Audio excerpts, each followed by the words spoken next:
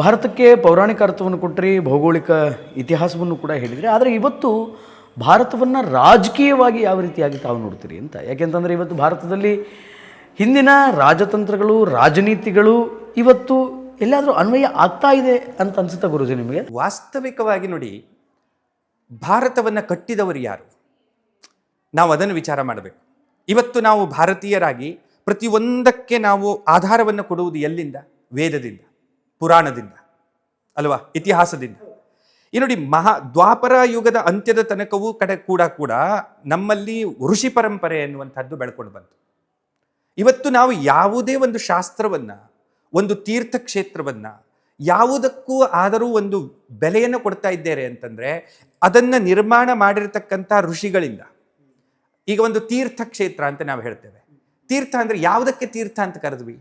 ಋಷಿಜುಷ್ಟಂ ತೀರ್ಥಂ ಅಂತ ಅದಕ್ಕೆ ಒಂದು ವ್ಯಾಖ್ಯಾನ ಕೊಟ್ಟರು. ಯಾವ ಋಷಿ ಅನ್ನುವಂಥವನು ಯಾವ ಒಂದು ಜಲವನ್ನು ಉಪಯೋಗಿಸಿರ್ತಾನೋ ಅದು ತೀರ್ಥವಾಗ್ತದೆ. ಒಬ್ಬ ಮಹಾತ್ಮನಾಗಿರ್ತಕ್ಕಂಥ ಋಷಿ ಒಂದು ಸಾದ ಹರಿಯುವಂಥ ಒಂದು ಜಲವನ್ನು ಮುಟ್ಟಿದರೆ ಅಥವಾ ಅದನ್ನು ಉಪಯೋಗಿಸಿದರೆ ಅದು ತೀರ್ಥ ಆಗತ್ತೆ. ಇವತ್ತು ನಾವು ತೀರ್ಥಕ್ಷೇತ್ರಗಳು ಅಂತ ಏನು ಕರಿತಾ ಇದ್ದೇವೆ, ಅವೆಲ್ಲ ಋಷಿಗಳಿಂದ ಜುಷ್ಟವಾಗಿರುವಂಥದ್ದು, ಋಷಿಗಳಿಂದ ಉಪಯೋಗಿಸಲ್ಪಟ್ಟು ಶುದ್ಧವಾಗಿರತಕ್ಕಂಥದ್ದು. ಅದಕ್ಕಾಗಿ ಅದು ಪವಿತ್ರ ಸ್ಥಳ ನಮಗೆ. ಇವತ್ತು ಪವಿತ್ರ ಗ್ರಂಥಗಳು ಯಾವುದು? ಶಾಸ್ತ್ರಗಳು. ಆ ಶಾಸ್ತ್ರಗಳನ್ನು ನಿರ್ಮಾಣ ಮಾಡಿದವರು ಯಾರು? ಋಷಿಗಳು. ನಮ್ಮ ಪುರಾಣಗಳು, ಅದನ್ನು ಬರೆದವರು ಯಾರು? ವೇದವ್ಯಾಸ ಮಹರ್ಷಿಗಳು ಮತ್ತು ಅವರ ಪರಂಪರೆಯವರು. ನಮ್ಮ ವೇದಗಳನ್ನು ದೃಷ್ಟಿಸಿಕೊಂಡಂಥವರು ಯಾರು? ಋಷಿಗಳು. ವಿಶ್ವಾಮಿತ್ರಾದಿ, ವಸಿಷ್ಠ, ಅತ್ರಿ ಇತ್ಯಾದಿ ಮಹರ್ಷಿಗಳು. ಅಂದರೆ ನಮ್ಮ ಭಾರತದ ಮೂಲವನ್ನ ನಿರ್ಮಾಣ ಮಾಡಿರ್ತಕ್ಕಂಥವ್ರು ಋಷಿಗಳು. ಈ ಋಷಿಗಳ ಒಂದು ಜ್ಞಾನಕ್ಕೆ ಎಲ್ಲೆ ಅನ್ನುವಂಥದ್ದಿಲ್ಲ. ಇವತ್ತಿನ ಏನು ಕ್ವಾಂಟಮ್ ಸೈನ್ಸ್ ಕೂಡ ಅದನ್ನ, ಕಂಪ್ಯೂಟರ್ ಕೂಡ ಅದನ್ನ ಭೇದಿಸಲಿಕ್ಕೆ ಸಾಧ್ಯ ಇಲ್ಲ, ಮಾಡ್ಲಿಕ್ಕೆ ಸಾಧ್ಯ ಇಲ್ಲ. ಇವತ್ತಿನ AI ಕೂಡ ಅವರ ಮನಸ್ಸಿನ ಮುಂದೆ, ಅವರ ಶಕ್ತಿಯ ಮುಂದೆ ಏನೂ ಅಲ್ಲ. ಯಾಕೆ ಅಂದ್ರೆ ನಾವು ಇವತ್ತು ಋಗ್ವೇದ ಇರಬಹುದು, ಯಜುರ್ವೇದ ಸಂಹಿತೆಗಳನ್ನು ತೆಗೆದುಕೊಂಡ್ರೆ ಆ ಯಜುರ್ವೇದ ಋಗ್ವೇದ ಸಂಹಿತೆಗಳಲ್ಲಿ ಇಡೀ ಬ್ರಹ್ಮಾಂಡವನ್ನ ಚಿತ್ರಿಸ್ತಾರೆ. ಇವತ್ತು ನಮಗೆ ದೊಡ್ಡ ದೊಡ್ಡ ಟೆಲಿಸ್ಕೋಪ್ಗಳನ್ನು ಹಾಕಿಕೊಂಡು ನೋಡಿದರೂ ಕೂಡ ಯಾವ ಒಂದು ಬ್ರಹ್ಮಾಂಡವನ್ನ ಪೂರ್ಣವಾಗಿ ನೋಡ್ಲಿಕ್ಕೆ ಸಾಧ್ಯ ಇಲ್ಲ. ಇವತ್ತು ನಮ್ಮ ಸೈನ್ಸ್ ನೋಡಿರುವಂಥದ್ದೇನು?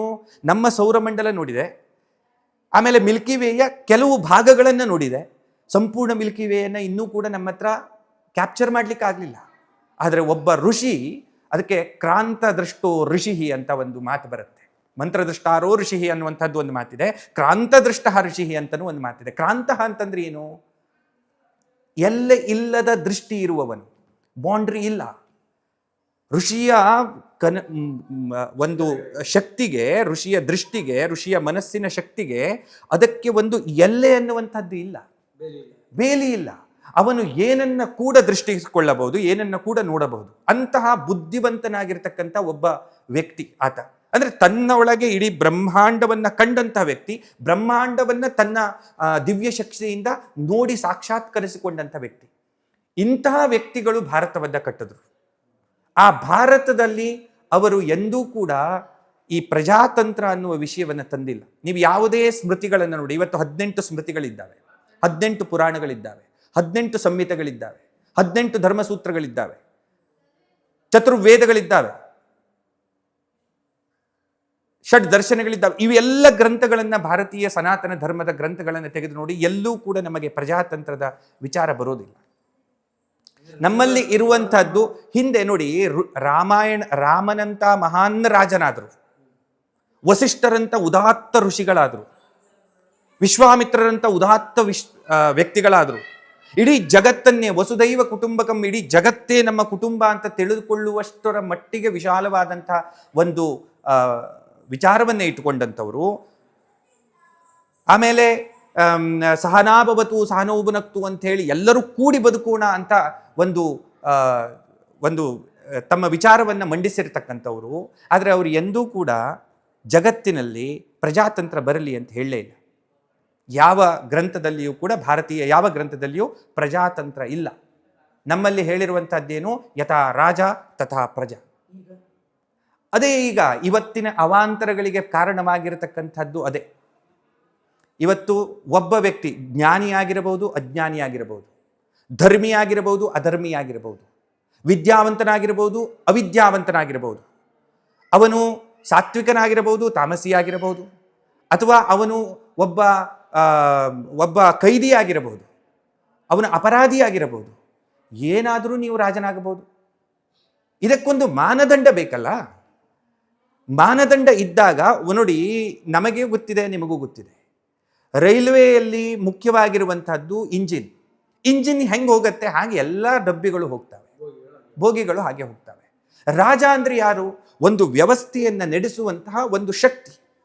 ಆ ಶಕ್ತಿಯೇ ಸರಿಯಾಗಿಲ್ಲ ಅಂದಾಗ ಹಿಂದಿನ ಯಾವ ತತ್ವಗಳು ಸರಿಯಾಗಿರ್ಲಿಕ್ಕೆ ಸಾಧ್ಯ ಇಲ್ಲ. ಇವತ್ತಿನ ಭಾರತದ ಪರಿಸ್ಥಿತಿ ಹೇಗಿದೆ ಅಂತಂದ್ರೆ, ಇವತ್ತಿನ ಭಾರತ ಅಂತಲ್ಲ, ನಾವು ಸ್ವತಂತ್ರ ಭಾರತದ ಏನು 1947ರಿಂದನೂ ತೆಗೆದುಕೊಂಡ್ರೆ, ನಮ್ಮ ಆಳುವಂತಹ ಯಾವ ವ್ಯಕ್ತಿಗಳಿದ್ದಾರೆ ಅವರು ಯಾರೂ ಕೂಡ ತಾತ್ವಿಕವಾದಂತಹ ನೆಲೆಗಟ್ಟಿನಲ್ಲಿ ನಿಂತವರಲ್ಲ ಅಥವಾ ಜ್ಞಾನಿಗಳಲ್ಲ.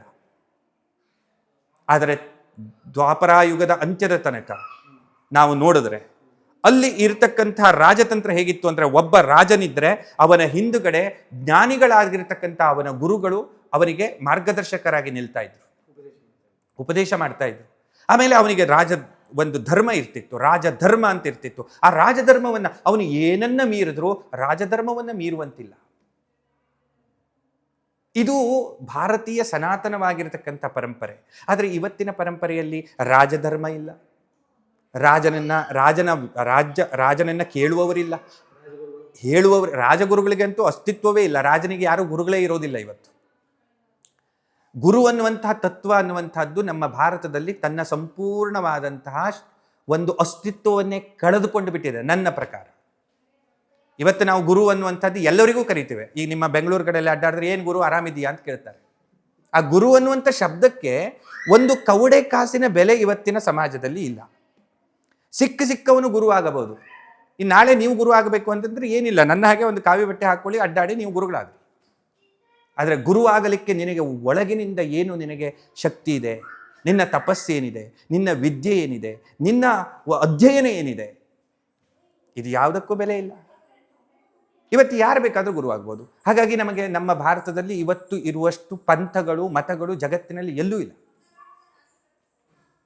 ಸನಾತನ ಧರ್ಮದಲ್ಲಿ ಇರುವಷ್ಟು ಮತಪಂಥಗಳು, ಭಿನ್ನಾಭಿಪ್ರಾಯಗಳು ಜಗತ್ತಿನ ಬೇರೆ ಯಾವ ಧರ್ಮದಲ್ಲಿಯೂ ಇಲ್ಲ. ಅಷ್ಟು ಭಿನ್ನಾಭಿಪ್ರಾಯಗಳನ್ನು ನಾವು ಮಾಡಿಕೊಂಡ್ವಿ.